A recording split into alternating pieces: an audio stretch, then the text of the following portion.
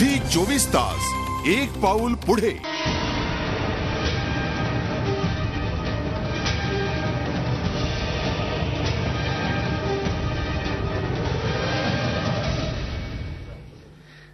IPL clean board या विषयावर आपण चर्चा करतोय आणि या भागामध्ये मला प्रश्न विचारायचा आहे की आयपीएलचा प्रसार जो झाला तो इतक्या झपाट्यानं झाला। आज घराघरात आयपीएलचे सामने बघितले जात आहेत। आयपीएलची वावटळ संपूर्ण घरामध्ये एक आदर्श म्हणून समोर येते। त्याच वेळेला असा प्रश्न येतो की हे फक्त हिमनगाचं टोक आहे, ह्याची पाळमुळं प्रचंड पसरलेली आहेत। असं असताना उद्या जर का एखाद्या खेळाडूला सर खरोखरच घाम आला तर मांजरेकर सर मला सांगा, त्यांनी जर खिशातनं रुमाल काढला तर तोही फिक्स झाला असं समजलं जाईल? समजा फिक्स समजायचं आणि न समजायचं बाजूला ठेवा। आज कोलंबियाच्या गोलीने आपला सेल्फ गोल झाला, त्याला गोळ्या घातल्या। समजा त्यांनी खरंच घाम दाखवायचा होता पण त्याला खरा घाम आल्यामुळे 2 बॉल अगोदर घाम टिपला तर त्याचं काय होईल? म्हणजे सगळ्यांचे पैसे गेले, कारण पहिल्या त्याला म्हणजे चुकीचा सिग्नल गेला तर काय होईल ह्याचा कोणी विचार केलेला नाही अजून।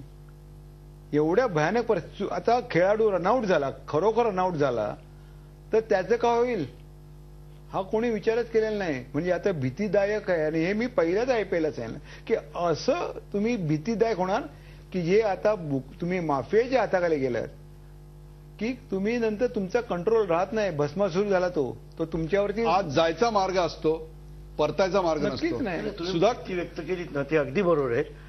चांगली माणसं पण यात भरडली जाणार, सुखाबरोबर ओलं पण जाणार, काही राहणार नाही शिल्लक।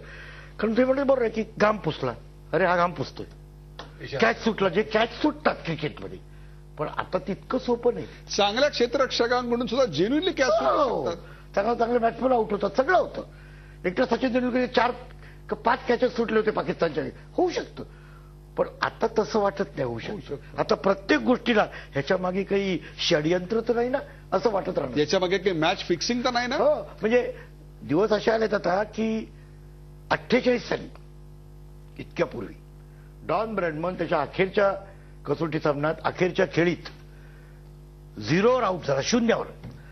त्यांनी फक्त 4 रन्स काढले असते, 4, तर कसोटी क्रिकेटमधली त्याची सरासरी धावांची 100 झाली असती।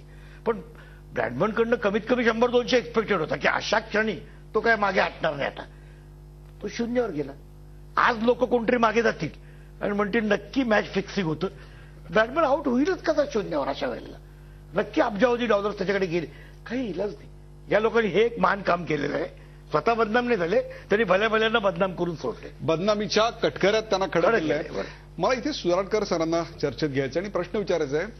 आता मांजरेकर म्हणाले ते खरं आहे, माफिया, बॉलिवूड आणि क्रिकेट हे तिन्ही एकत्र आल्यानंतर एखादं हेडी कॉकटेल व्हावं तशी आत्ताची या क्रिकेटच्या परंपरेची अवस्था झालेली आहे। अगदी झाली, पण तुम्ही आज पोलीस आणि राजकारण्यांना का सोडता? नाही, तुम्ही जरा व्यापक करा, सर्वविषयक करा। कारण काय ना की कुठेही म्हटलं आणि ज्युडिशियल तरी का सोडायचं?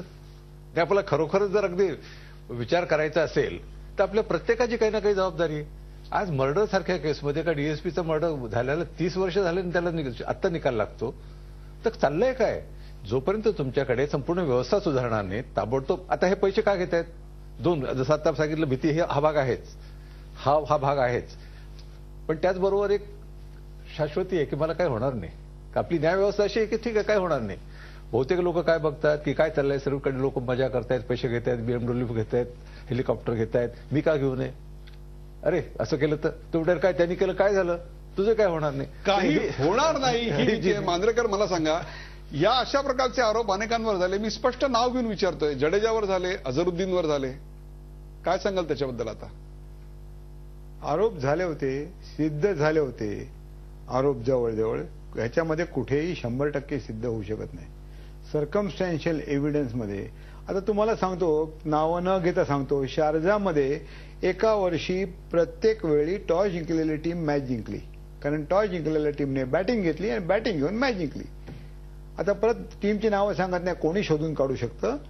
त्या मॅचमध्ये एक टीम टॉस जिंकली आणि दुसऱ्याला बॅटिंग दिली आणि मॅच हरली का? त्याच्यामध्ये कोणी पैसे घेतले, काय पैसे घेतले, लोकांच्या समोर आहे। पैसे घेतले कधी सिद्ध होणार नाही, परंतु हे शंका निर्माण होतात. तुम्ही मला सांगा, टेस्ट क्रिकेटरमध्ये आज फक्त 8च अंपायर का? पूर्वी काय होतं, एक अंपायर बाहेरचा यायचा आणि एक अंपायर लोकल असायचा, त्यामुळे लोकल अंपायर पण शिकायचा.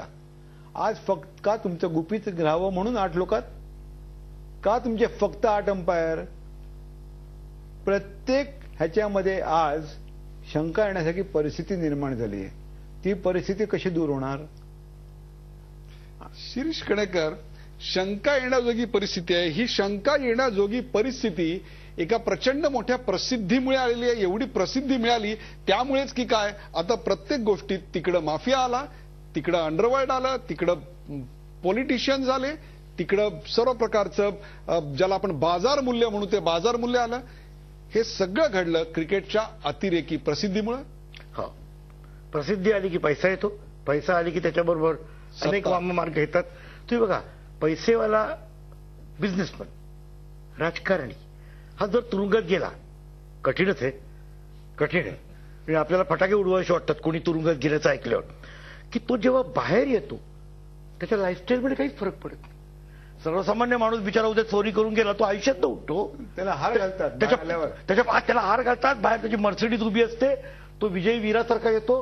मुळात तुरुंगात जाताना तो असे हात हलवीत जातो आणि तुरुंगात त्याला त्या सर्व सुखसोयी मिळतात. तो आणखी पण तुरुंगात जाऊन आला, याला शिक्षा झाली, काही बदनामी. त्याच्यामुळे जी सामाजिक प्रतिष्ठा जायला पाहिजे ती सामाजिक प्रतिष्ठा जात नाही, किंवा ती सामाजिक प्रतिष्ठा दुप्पट होते, मुळीच जात नाही. संजय दत्त तुरुंगाच्या आत प्रवेश करताना बाहेर जी गर्दी अलोट येते, तो नट म्हणून जात नाही, त्यांनी केलेल्या गुन्ह्याबद्दल जातोय. त्याच्याविषयी राग चीड कोणी दाखवायची? कोणी नाही. बरोबर आहे, बोला.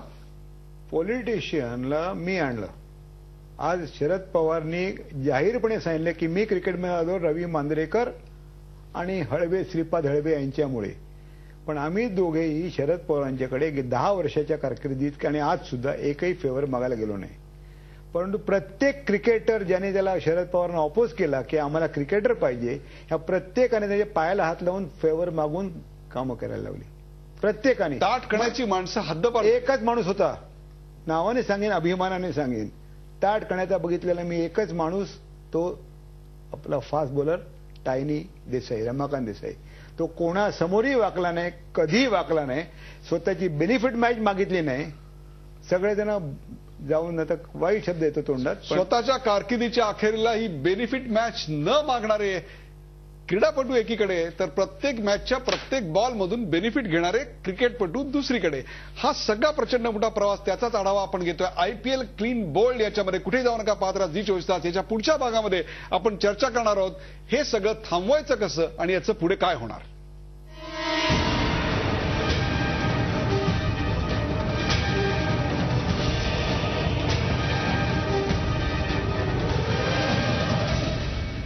झी 24 तास, एक पाऊल पुढे.